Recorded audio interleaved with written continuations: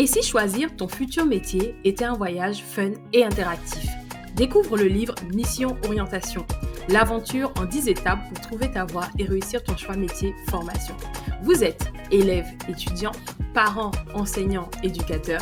Dans une démarche de reconversion professionnelle, procurez-vous Mission Orientation sur edukia.com/mission orientation, Amazon Monde et dans les librairies de France en Côte d'Ivoire. Embarquement immédiat.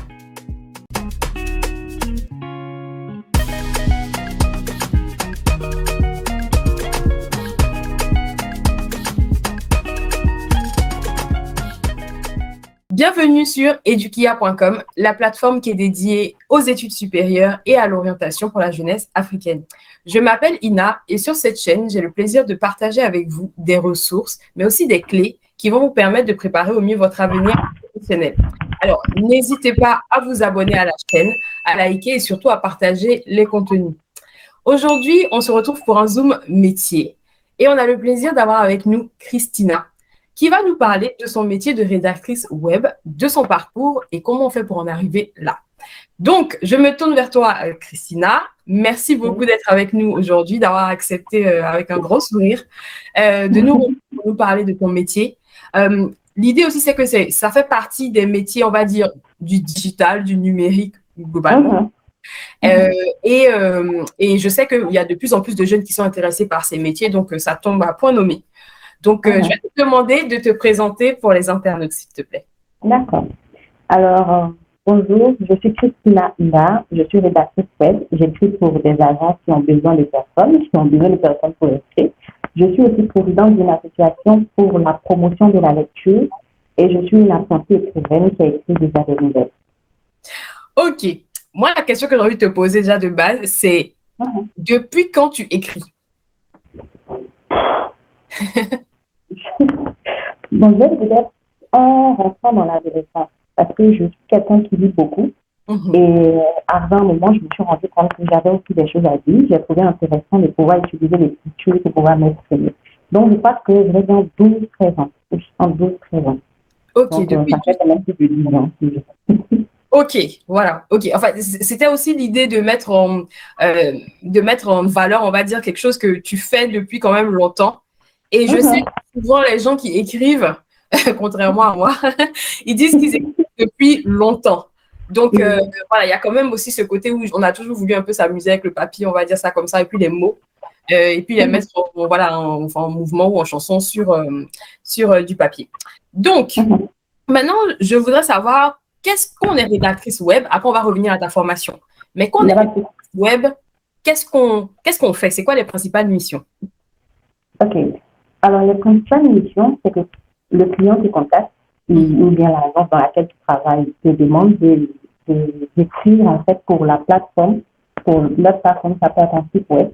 Et le but en fait, c'est de faire en sorte que la plateforme soit le plus optimisée, c'est-à-dire que quand l'internaute arrive sur le web, qu'il voit en premier votre plateforme. Donc, les articles que tu écris, le contenu que tu produis, c'est de faire en sorte que votre site Internet soit le premier qu'on voit dès que l'Internet vient sur Internet. Donc, c'est vraiment de produire des contenus, des articles qui vont vraiment mettre votre site Internet le plus en haut de la liste.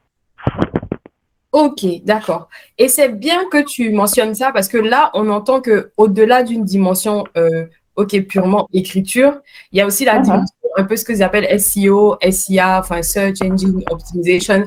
Donc, de mettre en avant sur Google ou d'autres moteurs de recherche travail que d'écriture que vous faites. C'est pas juste j'écris de ma passion. Non. Voilà, donc c'est intéressant de mettre ça en avant. En sachant que à la base, tu es journaliste en fait, enfin, si j'ai bien compris. Oui. Donc, je continue la formation encore. D'accord. Bah, du coup, d'ailleurs, parle-nous de ton parcours parce que j'ai vu que tu as suivi un bac. On ne s'attend pas forcément à ce bac-là. Et puis après, on découvre du coup que tu as suivi avec journalisme. Mais bon, je te laisse présenter. Oui, c'est vrai que j'ai fait un bac série scientifique, le bac ici en Côte d'Ivoire. Ensuite, j'ai fait un BTS en RHCOM. Et après le BTS, j'ai quand même fait plein de certificats en digital management, dans la rédaction web. Et plus tard, je me suis j'ai découvert que j'aime bien le journalisme et je me suis inscrite dans une formation pour avoir une licence en journalisme. Ok, d'accord. Et effectivement, j'aime bien le fait que tu mentionnes aussi le côté apprentissage. Tu dis que tu as suivi des formations dans digital management, donc je pense que c'est autodidacte aussi quelque part. Ah, ok. Et oui, et RH-Com aussi, j'ai entendu. Entre-temps. Ok. Justement, maintenant, tu nous dis que tu suis une autre formation. Tu rajoutes quelque chose à ton, on va dire, à ton éventail déjà de compétences.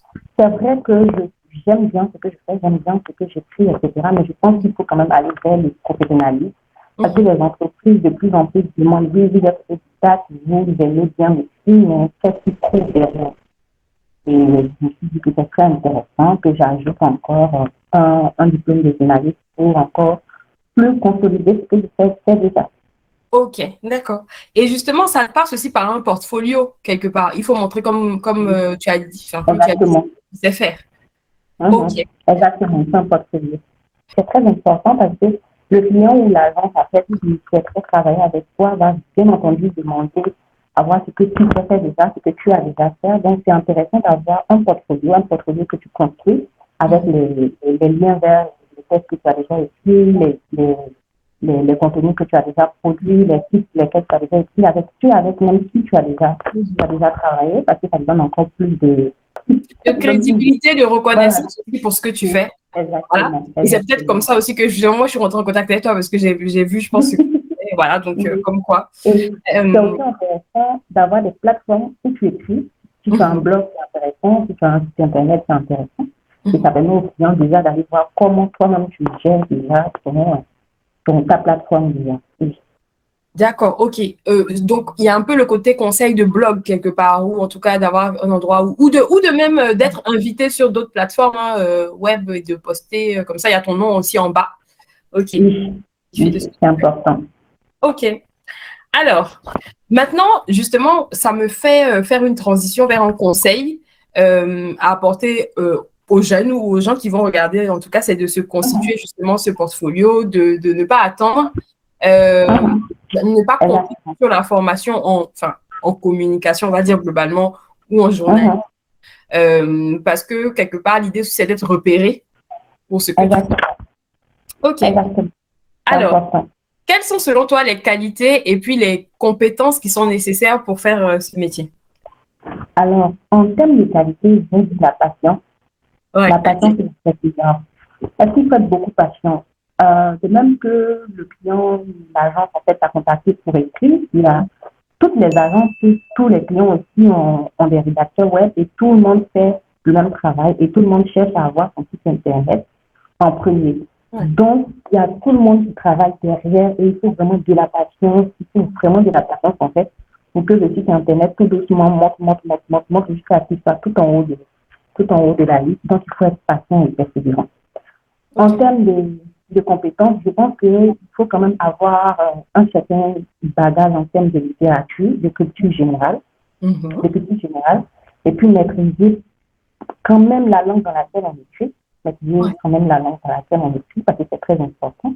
Être très bon en orthographe, en grammaire. Ça, en ce moment-là, j'ai envie de dire, c'est un peu là où le bas blesse, parce que franchement, en fait, alors quand on grandit, on a tendance à même oublier certaines règles qu'on a apprises, donc il faut se rappeler. Voilà, donc bon, en fait, c'est vraiment, comme tu as dit, c'est aussi l'amour peut-être de l'écriture, enfin de la littérature et tout ça qui fait aussi que tu continues de garder les bons réflexes. Ok. Ouais, donc pratiquement c'est ça. Ok, d'accord. Et justement, et à part ça, si tu avais un conseil à donner, des conseils même, on va dire, aux jeunes qui veulent se lancer en tant que rédacteur web, qu'est-ce que tu leur suggères? Ok, donc en termes de conseils, je pense qu'il faut déjà se lancer. C'est important de se lancer. Parce que moi, par exemple, j'étais community manager dans une agence. Et l'agence a décidé de lancer un site internet. Et puisque je m'ai écrit, j'ai décidé de participer au remplissage de ce site internet-là avec des artistes. Et c'est comme ça que c'est venu. Et même si j'avais déjà des certificats en rédaction, que je savais plus ou moins ce que c'était, j'ai appris avec le temps. Donc, c'est important de déjà commencer à se faire à se faire de l'expérience. Donc, si vous aimez, commencez avec l'expérience. Et ce qui est bien avec Internet, avec les c'est que tu as la possibilité de créer un site internet, un blog très facilement, même un site internet très facilement. Donc, si tu es patron, tu es persévérant, tu n'as qu'à créer un blog, à commencer à écrire ce sur quoi tu es intéressé. Et puis, tout doucement, te rapprocher du domaine que tu aimes bien, le domaine que tu aimes le sport, tout doucement te rapprocher de cette thématique-là, de commencer à écrire tout ça et de partager. Plus les gens voient ce que tu partages, plus les gens savent ce que tu sais faire, ce que tu connais. Je pense qu'ils viendront directement vers toi. Et c'est important aussi, même s'il n'y a pas vraiment un institut ici en Côte d'Ivoire, universitaire qui délivre un diplôme de rédaction web, c'est important de faire quand même des certificats. Et si on peut appuyer ça avec encore un diplôme en littérature, en communication ou en journalisme, je pense que tu vas y arriver. Ok. Maintenant, est-ce que tu trouves des avantages à ton métier? Est-ce qu'il y a des choses qui te plaisent particulièrement dans ce que tu fais? Ouais, oui. Il y a quand même plein de choses qui me plaisent, plein de choses, mais la chose qui me plaît le plus, je pense que c'est l'apprentissage. C'est-à-dire que puisque le rédacteur web, il est sur Internet, tu es obligé de tout le temps te mettre à jour. Tu es obligé de tout le temps te mettre à jour parce que Internet, chaque jour, ça change, les algorithmes, ils changent. Il y a des mots que tu ne peux plus utiliser, il y a des façons d'écrire que tu dois encore refaire. Et moi, ça me plaît bien parce que ça casse la monotonie et tu apprends tout le temps. Moi, franchement, c'est ce qui me plaît beaucoup. Oui. Ok, d'accord. Et surtout, enfin, je pense aussi peut-être le côté comme tu aimes, enfin, je suppose que tu aimes écrire. Voilà, donc Oui. on peut de retrouver ça au quotidien. Maintenant qu'on a Oui. des pannes d'inspiration, on fait comment? Les pannes d'inspiration. Moi, je pense qu'il faut s'arrêter un moment. Ouais. Après, voilà, il ne faut pas forcer, il faut s'arrêter un moment. Et le truc, en fait, c'est que souvent, quand on a des pannes d'inspiration ou bien quand on écrit un truc, on se dit, ah, c'est mauvais ce que j'ai écrit. Mais plus on écrit du mauvais, moi, je pense que plus on écrit du mauvais, plus on se rapproche du bon. Donc, même s'il y a des pannes d'inspiration et que tu écris un truc, ne le jette pas. Ne jette pas cette chose-là.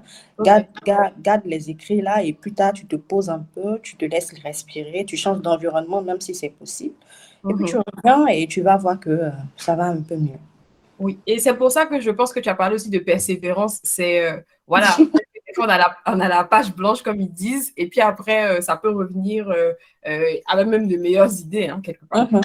Ok. Et alors, on a parlé d'agences dans lesquelles on peut travailler. Je sais qu'on peut travailler en indépendant. Est-ce qu'il y a d'autres modes de travail qu'on est rédacteur web? Enfin, mode ou on va dire environnement de travail.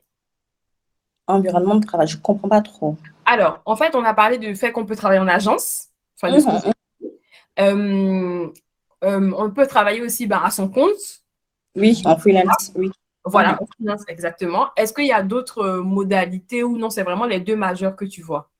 C'est vraiment les deux majeurs que je vois. Okay. Et toi, tu es les deux ou bien tu es plutôt un et voilà? Oh, je suis les deux. Les je deux. suis les deux. Okay. C'est ce que je me disais aussi, il y a moyen quand même d'écrire à côté de ce qu'on fait. Oui. Et d'ailleurs, ça me fait faire la transition vers, là, tu travailles sur un blog ou en tout cas un site internet culinaire, c'est ça? Oui. Ok. Alors, dis-nous, c'est quoi qui explique le choix justement du côté, on va dire, culinaire? Parce que j'aime manger, peut-être. Bon, on est deux. Non, mais je trouvais important, en fait, de participer à un truc qui met quand même en lumière la Côte d'Ivoire. Et c'est un site web, en fait, qui fait la promotion de la culture culinaire ivoirienne. Donc, pour moi, c'était important d'utiliser ce que je sais faire pour participer à faire rayonner la Côte d'Ivoire au niveau international. D'accord, ok. Et là, c'est une agence, c'est une société pour le coup? Non, oui, c'est une agence de communication. D'accord, ok. Qu'est-ce qui t'a surpris quand tu as commencé à travailler? On va dire quand tu es passé des études au travail. Est-ce qu'il y a quelque chose, tu t'es dit, ah, je ne voyais pas comme ça?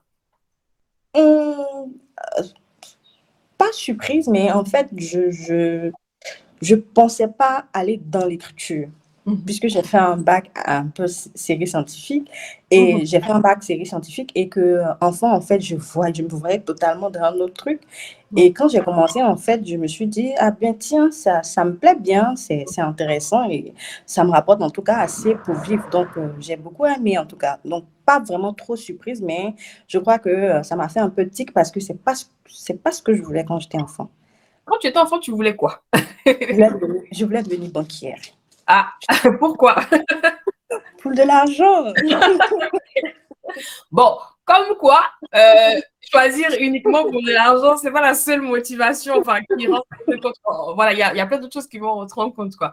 Et, et du coup, justement, moi aussi, j'ai envie de savoir, parce que, OK, tu as fait BTS RH-Com, bon, d'accord, on s'est rapproché déjà un peu. Bon, il y avait quand même le bac scientifique avant. Qu'est-ce qui a fait qu'à un moment, tu t'es dit, j'ai envie d'aller vers ce côté littéraire, là, en fait, davantage? Franchement, il n'y a pas eu de réflexion de ma part. C'est que quand je suis rentrée dans le community management et qu'il y a eu l'opportunité de travailler sur le site internet, je me suis dit, ben, tiens, je vais le faire. Puisque, bien vrai que j'aime ce qui est scientifique, mais j'aime aussi ce qui est écriture. Donc, je me suis dit, ben, tiens, j'aime apprendre, je vais le faire tout simplement. Ok. Et l'opportunité du community management, elle s'est présentée ou bien c'est toi qui allais la chercher, tu as postulé ou... Non, j'ai postulé. J'ai Ok, postulé.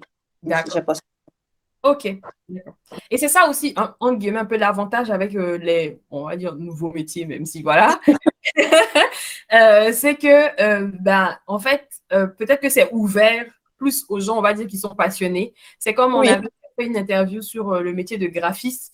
Ok, Mhm. j'entends que voilà, c'est quelqu'un qui a commencé aussi quand il était adolescent à dessiner et tout ça. Mhm. Mais du coup, il faisait autre chose avant et après la transition, en fait, c'est fait parce que ça a été ouvert pour l'infographisme derrière. Donc, Mhm. il y a cet avantage-là aussi pour les reconversions, les orientations et tout ça. Oui. Maintenant, on va peut-être parler des inconvénients. Quels sont les inconvénients que tu vois à ton métier? Hum, je ne sais pas si je dirais inconvénient, même s'il y a quand même, il y a quand même de petits pics. Je ne sais pas si je dirais inconvénient, mais hum, le truc, c'est qu'il faut toujours être à l'afflux. Il faut toujours être à jour. C'est que souvent, peut-être, tu n'as même pas envie d'aller sur Internet, mais tu es obligé d'aller sur Internet, de te mettre à jour parce que tout change à tout moment. Donc, tu es obligé vraiment d'être à jour. Et tout le temps, tout le temps, tout le temps, tout le temps, tout le temps sur Internet, souvent, ça, Déconnecter un peu. souvent, ça en arrive là et tu te dis, bon, là, j'en peux plus. Mais bon, après, tu te dis, c'est ton travail, donc je suis obligée de le faire. Donc, tu t'y mets. Et en plus de ça, c'est que tout le temps, tu dois être tout le temps en alerte parce qu'il y a toujours des nouveautés aussi, par exemple, sur la culture, sur le sport, sur la cuisine. Tu dois être tout le temps au parfum, en fait, de ces nouvelles choses-là. Et surtout, tu peux être en train de dormir et puis là, une idée là apparaît, une idée vient et tu te dis, oui, il faut que j'aille écrire ça rapidement. Donc, c'est un peu comme si à toute heure, tu es en train d'écrire, à toute heure, tu es en train d'avoir des idées. C'est un peu les petits pics, mais je crois qu'avec avec le temps, on s'y fait. Ouais, ok. Peut-être que tu as ton petit carnet ou ta petite note sur ton téléphone Exactement. pour noter les idées. Je comprends. Exactement. Ok. Alors, j'avais pensé à une question. Ah oui. Bah, en fait, je voulais peut-être qu'on parle un peu de ton recueil de nouvelles. Voilà, que tu nous en dises un peu plus là-dessus. Ah, d'accord. Ah, même si maintenant, il y en a deux. Il y en a deux. Ah! Oui. Le premier, en fait, je l'ai coécrit avec une amie qui a aussi qui a un amour aussi pour la lecture. Le truc, en fait, c'était vraiment d'écrire sur des malaises que nous avons en société, des vices que nous avons en société. Donc, on est ensemble dans l'association. Je peux dire le nom de l'association? Bien sûr, on va même le mettre en commentaire, il y a pas de souci. D'accord. Bon, on est ensemble à l'association IABA qu'on a co-créé avec trois autres jeunes dames aussi amoureuses de lecture. Donc, on a écrit ce recueil-là, c'était vraiment pour parler de vices de la société, pour parler de malaise dans la société, etc. et mettre en avant des voix qui très souvent ne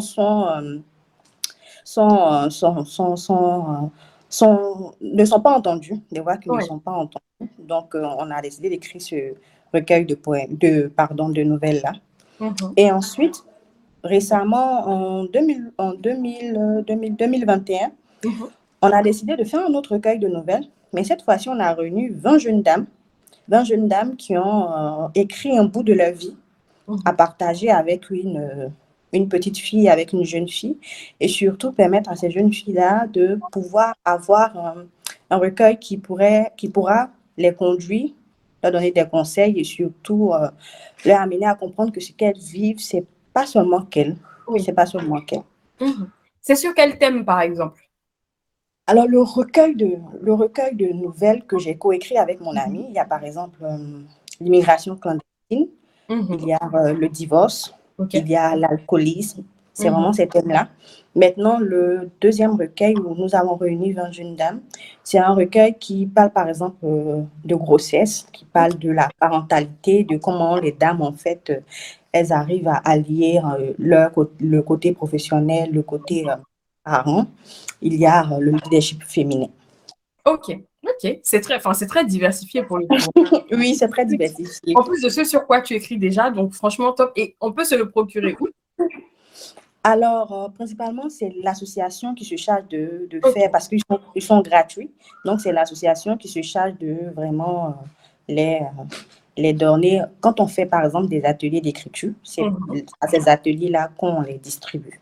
Ok, bah du coup, ça nous permet aussi de savoir qu'il y a des ateliers d'écriture et puis que ceux qui sont intéressés, bah, en fait, voilà, peuvent. En plus, au début, tu as dit ton nom, tu as dit le nom de l'association, donc il y a moyen de. Oui. Ok. Maintenant, plutôt côté technique de ton métier, Mhm. quels sont les outils concrètement que tu utilises?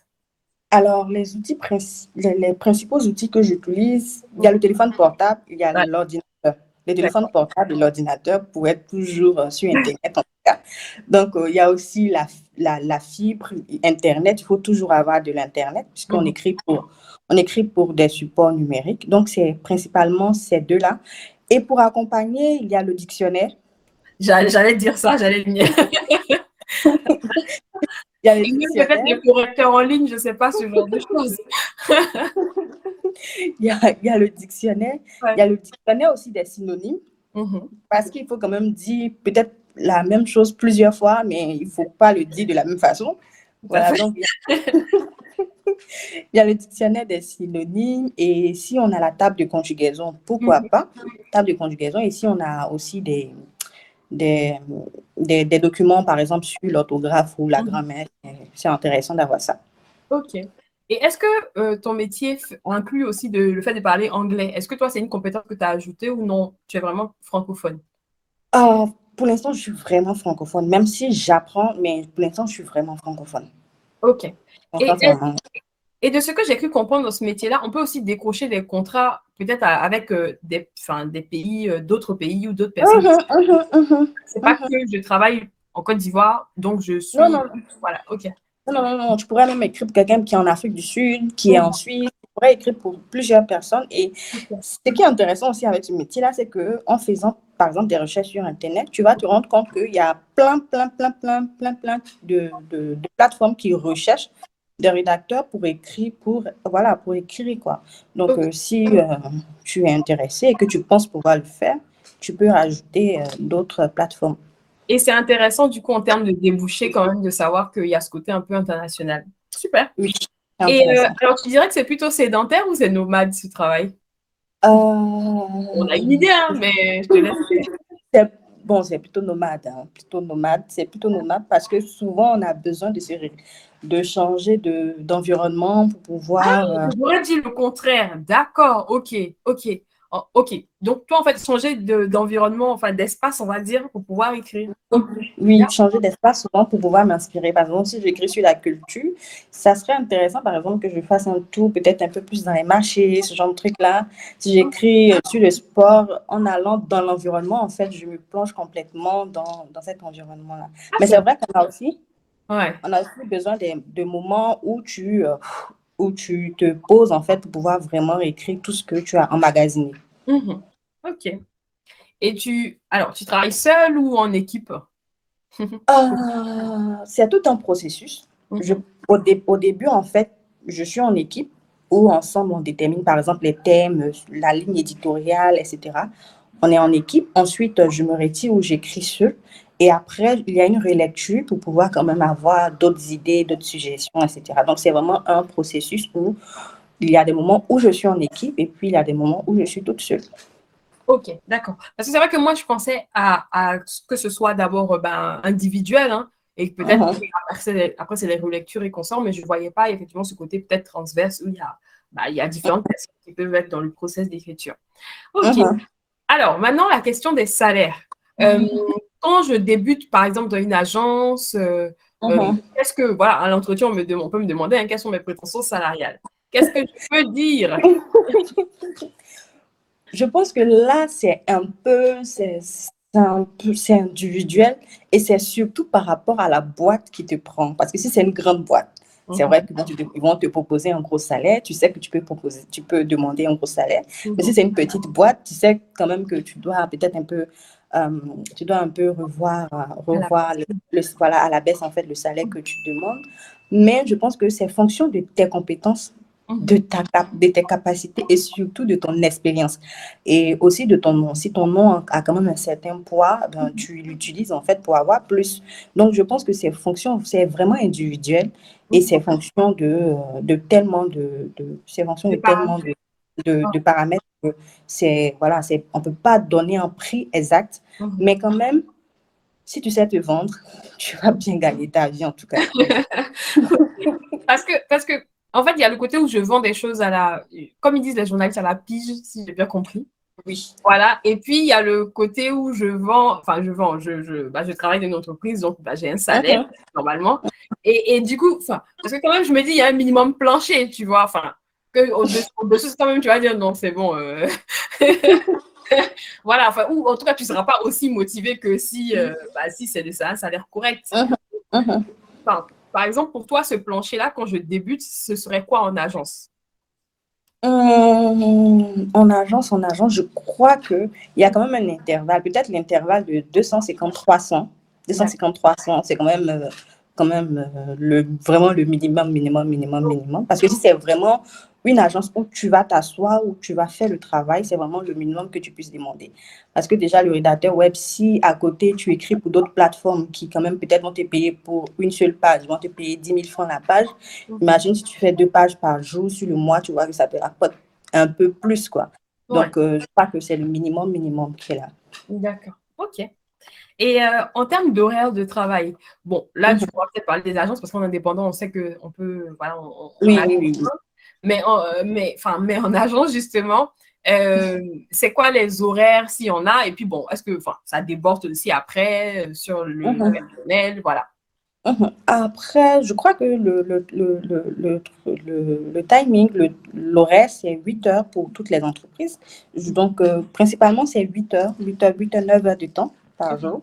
Maintenant, ça dépendra de ton entreprise qui peut-être doit te demander de faire peut-être un peu plus mais même s'il te demande de faire un peu plus, mais qui sera payé, on espère en tout cas. Ok, c'est très clair. Est-ce que tu as quelque chose que tu veux rajouter justement pour aider ou en tout cas conseiller ceux qui veulent s'engager dans la même voie que toi? Si tu aimes écrire, si tu aimes écrire, si tu aimes faire de nouvelles découvertes, si tu aimes tout le temps apprendre, si tu penses que tu as cette fibre-là, lance-toi tout simplement. Oui, c'est tout. Ok. En tout cas, c'est un bon conseil de partir du fait qu'il y a le centre d'intérêt déjà qui est là pour l'écriture. Et puis après, les techniques et tout, c'est des choses qu'on va apprendre au fur et à mesure. Ok. Bon, ok. Alors, avant de te remercier, je vais quand même présenter, on va dire, aux internautes le livre, du coup, Mission Orientation. Et en fait, il est disponible en Côte d'Ivoire. Bon, il est disponible en France aussi, mais il est disponible en Côte d'Ivoire. Et l'objectif, voilà, c'est de finalement définir son parcours professionnel. En tout cas, la direction qu'on veut lui donner. Voilà. Alors, Christina, elle a trouvé sa voie, voilà, et enfin, elles peuvent trouver ses voies, hein, parce que c'est pas figé dans le temps, exactement, ça peut changer. Mais l'idée, justement, c'est que quand on se pose ces questions, surtout à l'approche du bac ou un peu avant qu'on doit faire les choix d'orientation, on puisse avoir le livre qui est disponible à la librairie de France en Côte d'Ivoire et puis en France sur Internet, etc. Donc, l'idée, c'est que ce soit disponible dans d'autres pays bientôt, hein, et donc, on y travaille. Et c'est vraiment pour vous aider, pour choisir on va dire le métier d'abord et ensuite la formation qui vont vous convenir, en tout cas dans les prochaines années, sachant que maintenant on est amené à changer plusieurs fois de métier dans notre vie. Donc voilà, on n'est plus figé comme avant. Voilà, mais à un moment, quand il faut faire un choix, il faut quand même le faire. Donc voilà. Exactement. Voilà. Exactement. Voilà, donc ça c'est la petite minute mission orientation. Maintenant, je tiens à te remercier, Christina. Merci d'avoir pris le temps de nous parler de ton parcours. En fait, on avait une trame de début, hein, c'est normal, mais après, j'ai posé beaucoup de questions qui bifurquent et bien sûr, tu as su apporter des réponses très précises. Donc ça, c'est super. Donc maintenant, vous en savez plus sur le rédacteur, rédactrice web. Est-ce que tu as un mot de la fin? J'aimerais remercier Eduquea parce que moi j'ai découvert Eduquea grâce à un ami et j'ai trouvé cela intéressant. J'ai une petite sœur que j'ai poussée un peu vers la plateforme pour lui dire va suivre ce qu'il dit. Allez.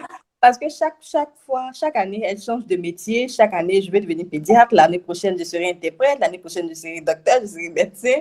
Et je me dis que si dès maintenant, je ne la bloque pas là, arriver à un certain âge, en fait, elle ne saura vraiment pas quoi faire, elle ne saura pas comment s'orienter. Et ça sera trop difficile, en fait, de trouver vraiment sa voie. Donc, si dès maintenant, j'arrive à la maintenir concentrée, à faire en sorte que dès maintenant, elle ait déjà les bases, en fait, et ses yeux soient ouverts et qu'elle se dise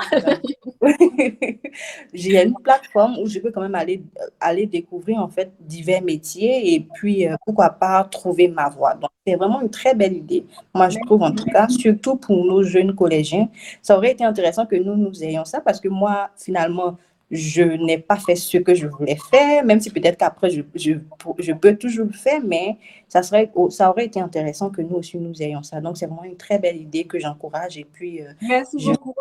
Je demande à tout le travail.